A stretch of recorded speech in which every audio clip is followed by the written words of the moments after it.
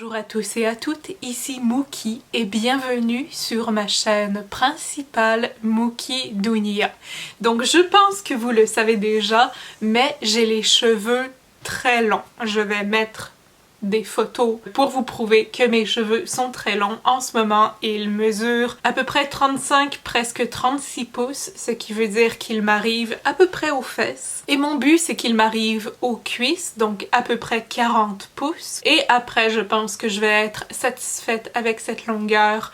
Peut-être me trouver un sweet spot entre 35 et 40 pouces parce que je sais que c'est beaucoup d'entretien, c'est beaucoup de travail avoir des cheveux aussi longs. Et je me suis fait poser beaucoup de questions. Est-ce que ce sont mes vrais cheveux? Je me suis déjà fait demander si c'était une perruque. Alors non. Voilà, ici, ce sont mes vrais cheveux. Il n'y a pas d'extension, il n'y a pas de perruque. C'est vraiment mes vrais cheveux attachés à mon crâne. J'ai l'impression d'être sur le point de vous montrer un tour de magie. Comme vous voyez, c'est bien réel, c'est bien dans mes mains. Et non, non, c'est pas vrai. Alors beaucoup de gens dans mon entourage m'ont demandé c'était quoi mes secrets pour avoir les cheveux aussi longs. Et aujourd'hui, je vais vous révéler quelques-uns de mes secrets. Mais avant, je vais vous parler de 3 choses. 1.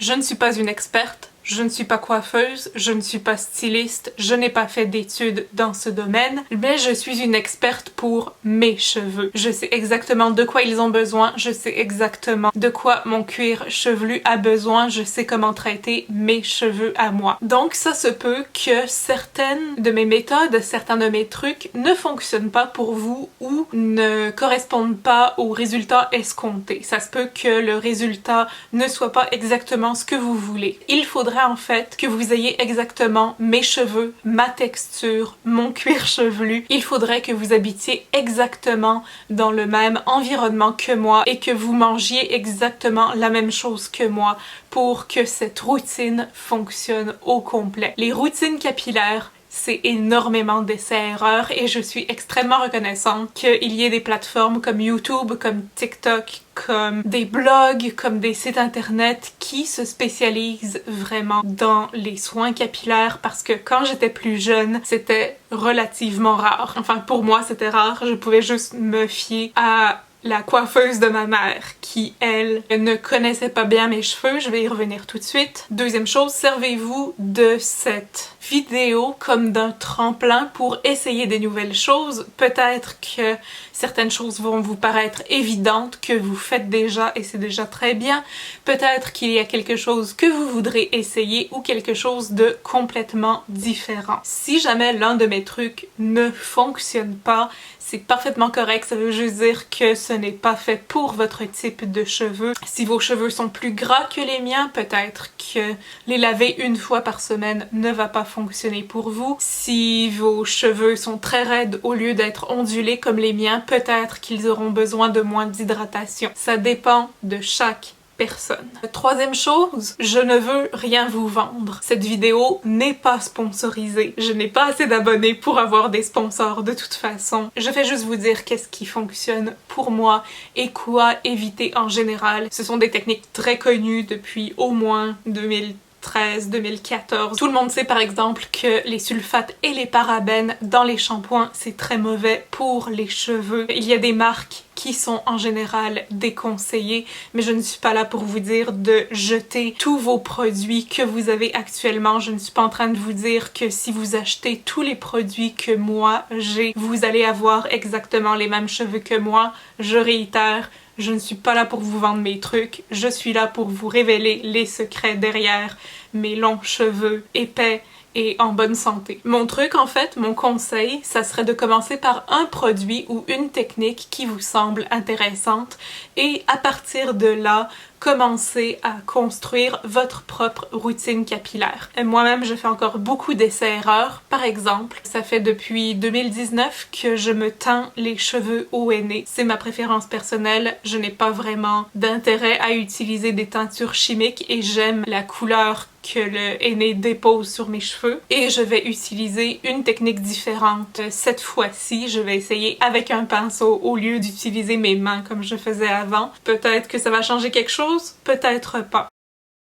J'ai déjà utilisé du rasoul, une concoction d'argile marocaine pour laver les cheveux et ça n'a pas marché pour moi, probablement parce que je suis caucasienne. J'ai essayé pendant un bout de temps de juste ne plus utiliser de brosse pour mes cheveux et de juste les démêler avec mes doigts et ça c'était juste trop long, mais ce sont toutes des techniques que vous pouvez essayer pour vos cheveux et si ça fonctionne, tant mieux pour vous, sinon passez à un autre appel. Et finalement, je vais structurer cette vidéo en ce que je fais quotidiennement, ce que je fais de manière hebdomadaire et ce que je fais de temps à autre, parfois mensuellement, parfois trimestriellement ou semestriellement, une fois par année, 2 fois par année. Mon premier truc, premier absolument, connaître votre type de cheveux. Si votre cuir chevelu a des tendances grasses ou sèches ou normales, si vos cheveux sont épais, genre le cheveu en tant que tel est épais ou s'il est très fin, si vos cheveux en général sont épais,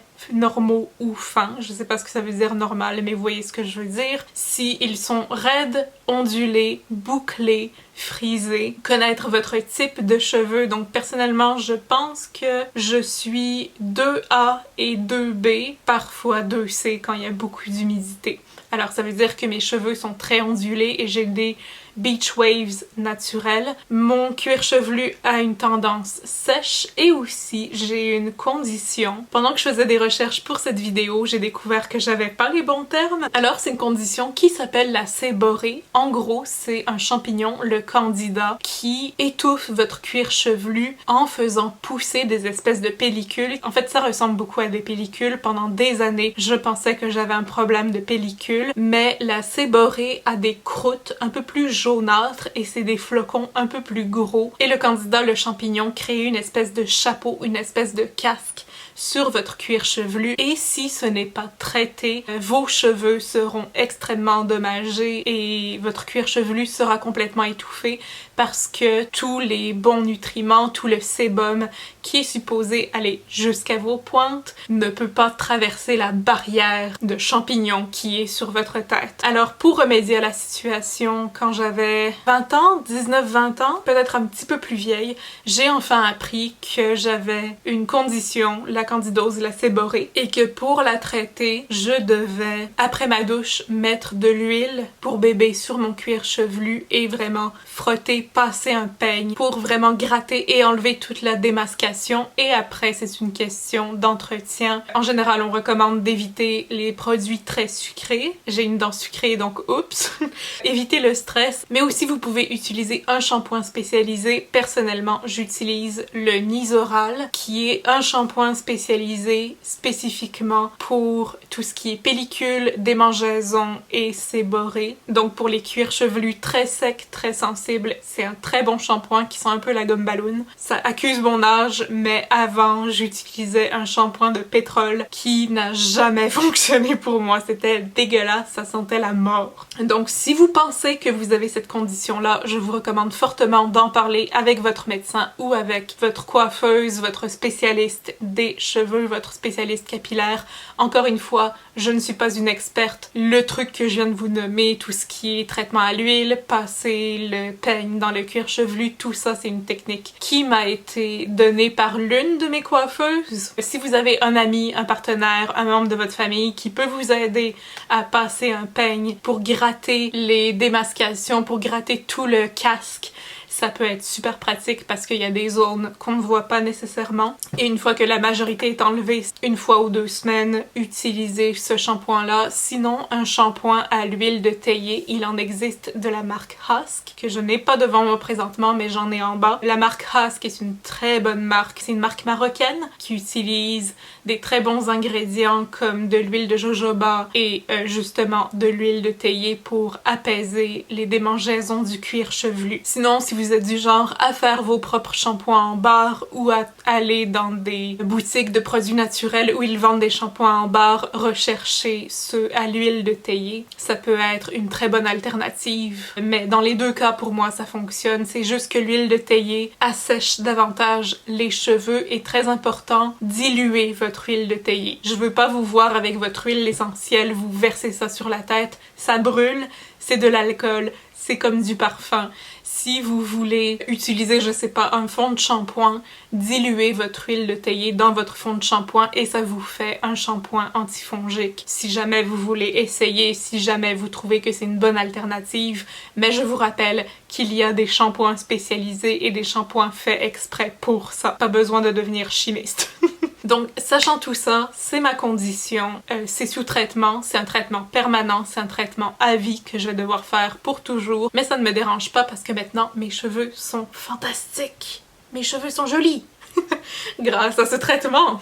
Mes cheveux sont sauvés. Sachez aussi que la génétique, oui, a un rôle à jouer dans la longueur de vos cheveux. Certaines personnes ne peuvent pas faire pousser leurs cheveux plus de leurs épaules ou plus de leurs omoplates, mais c'est quand même possible d'avoir des cheveux longs et en santé. Peut-être que vous ne les voulez pas aussi longs que les miens. Toutes les coiffeuses, sauf une que j'ai rencontrée, voulaient que j'ai les cheveux plus courts, en partie parce que j'allais pas assez souvent chez ma coiffeuse, mais aussi parce que c'était juste beaucoup d'entretien et donc il y avait des gens qui voulaient vraiment me couper les cheveux courts et j'ai jamais trop compris pourquoi ces gens-là voulaient que j'ai les cheveux plus courts. Mais bon, c'est peut-être une question de goût personnel, c'est peut-être une question de formation.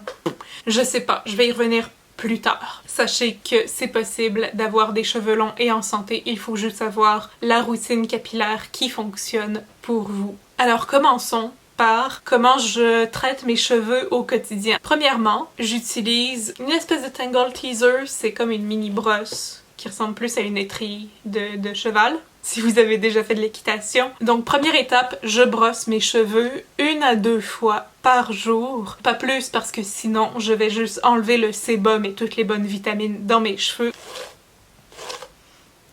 Et c'est mort. Et je commence toujours par la pointe pour commencer par les nœuds qui sont à la pointe, puis les nœuds qui sont un peu plus hauts, puis les nœuds qui sont un peu plus hauts, etc.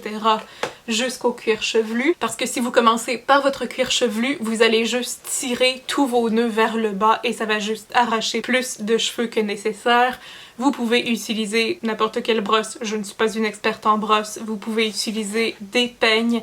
J'aimerais vraiment investir dans un bon peigne à dents larges pour garder mes cheveux un peu wavy, un peu plus ondulés que raides. Et aussi, je vous recommande une brosse. Celle-là est vegan, mais c'est une brosse à poils doux. Traditionnellement, ce genre de brosse est faite à partir de poils de sanglier, peut-être d'autres animaux, mais celle que j'entends, c'est poils de sanglier. Et celle-là, vous pouvez la brosser de votre cuir chevelu jusqu'à vos pointes et ça répartit le sébum et ça fait en sorte que vous pouvez espacer un peu plus vos lavages. Si jamais vous êtes du genre à laver vos cheveux à tous les jours, ça peut vous entraîner vos cheveux finalement à avoir moins besoin de shampoing quotidiennement. Ensuite, en ce moment, mes cheveux sont libres pour vous montrer ma longueur, mais je porte un style protecteur, des tresses, des chignons bas, des queues de cheval basses. Je les protège avec une écharpe, je les mets dans une espèce de turban wrap avec une écharpe. Je m'assure que mes cheveux ne soient pas exposés aux éléments, ne soient pas exposés au vent et à la pluie et au froid parce que c'est le meilleur moyen de rendre les cheveux plus cassants. Même chose avec l'été. L'été, je préfère les laisser un peu plus libres, mais je vais mettre de la crème solaire sur mon cuir chevelu et ça peut paraître contre-intuitif, mais il y a des marques de crème solaire spécifiquement faites pour le cuir chevelu parce que votre cuir chevelu est quand même sensible. Si vous avez les cheveux très fins ou si vous avez les cheveux rasés, ça peut être super pratique de mettre de la crème solaire sur votre coco pour ne pas avoir un coup de soleil ou une insolation, mais aussi ça hydrate votre cuir chevelu et ça le protège. Vous pouvez utiliser des élastiques, ce n'est pas nécessairement bon pour vos cheveux. Personnellement, je préfère les chouchous, je préfère les scrunchies en coton biologique. Si vous utilisez des scrunchies, des chouchous comme le satin, c'est super pratique aussi, c'est très bon pour vos cheveux. Personnellement, le satin, pour moi, ça glisse trop, j'ai trop peur de les perdre, alors coton, je trouve que c'est une bonne alternative. Pendant un certain temps, j'utilisais des rubans et surtout éviter les gros chignons très serrés, évitez d'avoir des queues de cheval très hauts. Vous pouvez en avoir de temps en temps, mais pas tous les jours, pas tout le temps, parce que ça va juste arracher plus de cheveux sur votre couronne, abîmer vos cheveux sur le long terme. J'ai vu une très bonne vidéo que je vais laisser dans la description. C'est à propos d'une femme noire qui évalue comment une mère blanche qui a adopté une enfant noire, comment elle traite les cheveux de sa fille, et c'est l'une de mes vidéos préférées sur internet, sur YouTube à vie. Et l'un des trucs que cette mère en particulier nomme, c'est que c'est bien de alterner les styles. Donc si par exemple vous avez l'habitude de vous coiffer avec votre raie du milieu, c'est pas une mauvaise chose de parfois changer de place parce que ça donne un répit à votre cuir chevelu. Par exemple, faire une raie sur le côté à la place pour donner un répit, c'est ça, aux différents points de tension sur votre tête. Donc ne pas toujours faire le même style, ne pas toujours faire des styles très serrés, ça va permettre à vos cheveux de respirer et de bien être protégés. La nuit, soit j'ai un style protecteur comme une tresse sur mon épaule, soit j'ai un bonnet. C'est un bonnet en satin que j'ai depuis 1 an à peu près, et parfois il glisse. Pendant la nuit il glisse parce que je ne pense pas qu'il est adapté à mon type de cheveux. Les bonnets en général sont plus adaptés pour les personnes avec des cheveux crépus ou bouclés.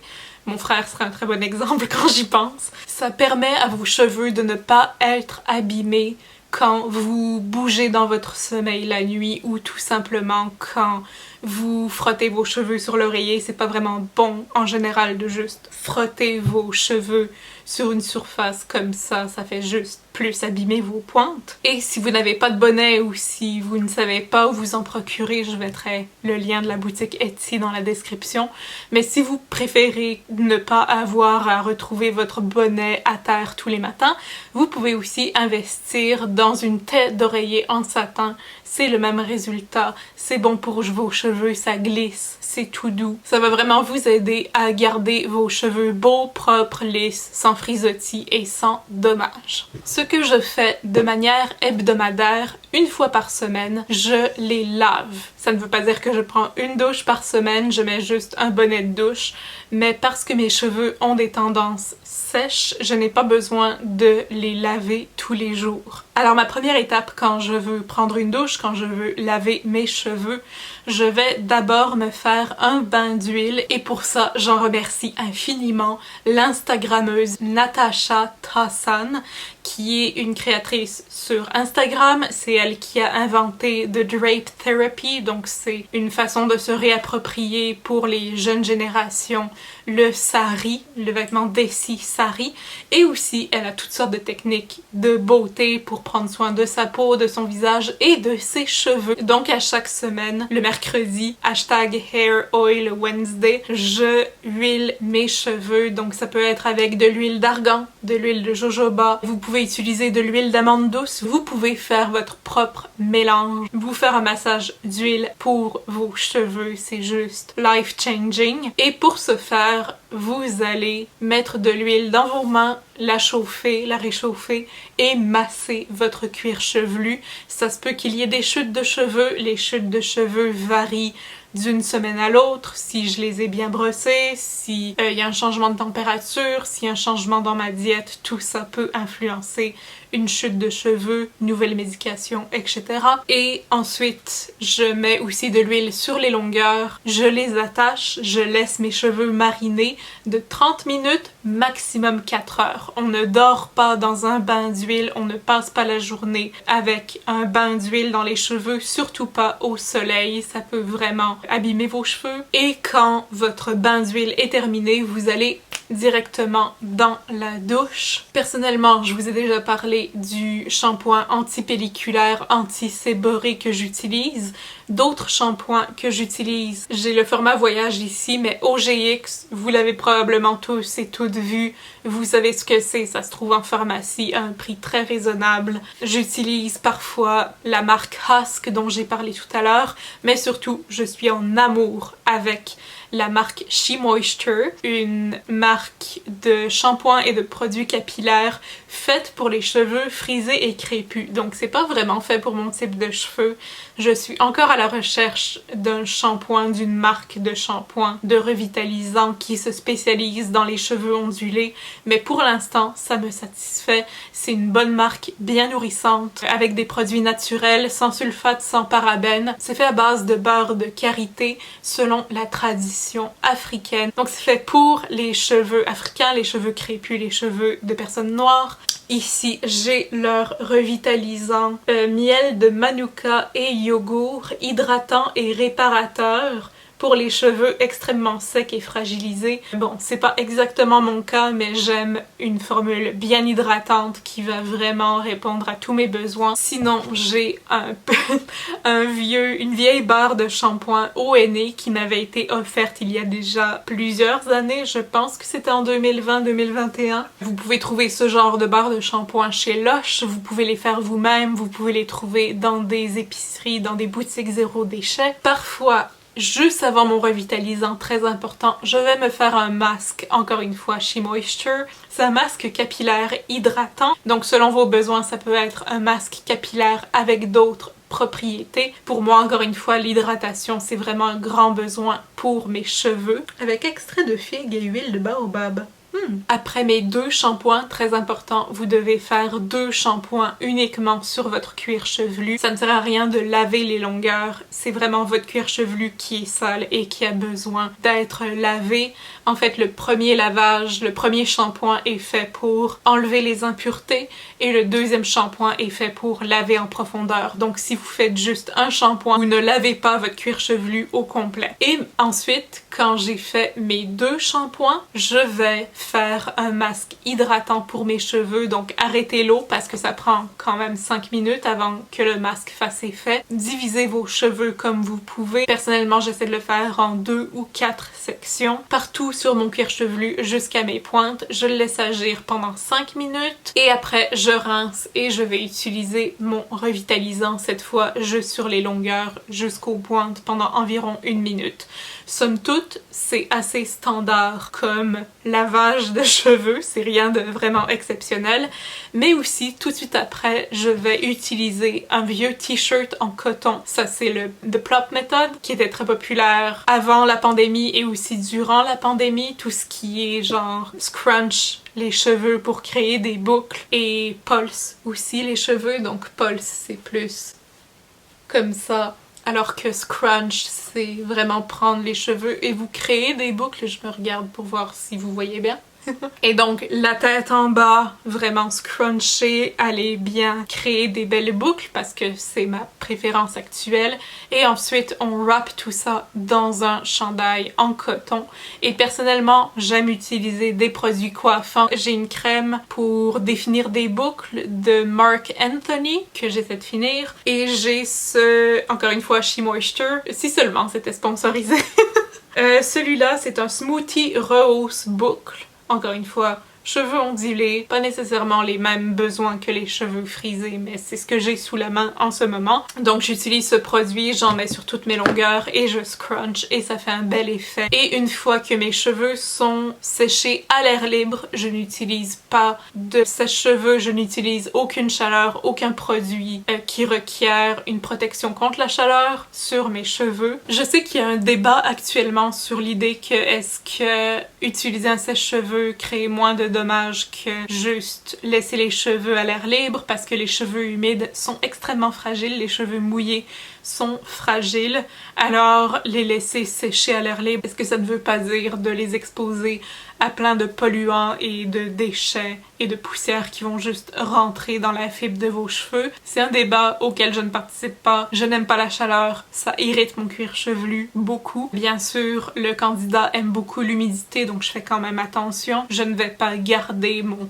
turban de t-shirt très longtemps, peut-être 15 minutes, 15-20 minutes, mais je vais laisser mes cheveux sécher à l'air libre. Ça ne m'a pas créé de problème pour l'instant. Peut-être qu'un jour je vais changer d'avis. Encore une fois, ma routine peut toujours changer. Toute routine capillaire doit être flexible selon nos besoins. Donc c'est ça, quand ils sont à 80-90% secs, peut-être un petit peu avant, je vais les tresser de manière à ce que j'ai des belles boucles à la fin. Donc parfois tresses françaises, parfois 2 tresses françaises. Vous avez sûrement vu ce look sur moi. Si vous m'avez vu dans la vraie vie, je l'ai utilisé presque tout l'été. Encore une fois, courtoisie, truc courtoisie de Natasha Tassan. À moins d'avoir une brosse humide, une brosse spécialement pour la douche. Je ne brosse jamais mes cheveux quand ils sont humides, encore une fois parce qu'ils sont très fragiles. Idéalement, on les brosse avant le bain d'huile, ou si vous ne faites pas de bain d'huile, si vous n'en avez pas besoin avant de rentrer dans la douche. Parce que si vous décidez de démêler tout ça, après ça va juste endommager vos cheveux davantage. Et enfin, ma technique sur le long terme. Qu'est-ce que je fais sur le long terme avec mes cheveux? Parfois, je vais utiliser une eau de romarin. Donc c'est une eau infusée au romarin frais que je fais bouillir, je fais infuser et je garde cette concoction dans un vaporisateur, dans une bouteille de vaporisateur, un push-push que je vais répartir sur mon cuir chevelu et mes cheveux, surtout mon cuir chevelu parce que les cheveux poussent à partir de votre cuir chevelu, pas à partir de vos pointes, pendant environ 2 semaines, ce qui est la durée de vie de la concoction. Au-delà de 2 semaines, ça va juste moisir, c'est plus bon, jetez-moi ça. En ce moment même, je fais un traitement pour accélérer la pousse de mes cheveux, ça marche vraiment bien pour accélérer la pousse des cheveux à condition que vos cheveux soient déjà en bonne santé. Si vos pointes sont mortes, si vous avez besoin d'une coupe de cheveux, ça va pas guérir. À un moment donné, vous avez besoin de couper vos pointes. Et c'est mon prochain point, justement. Environ aux 3 mois, je coupe moi-même mes cheveux. La raison pour laquelle je coupe moi-même mes pointes,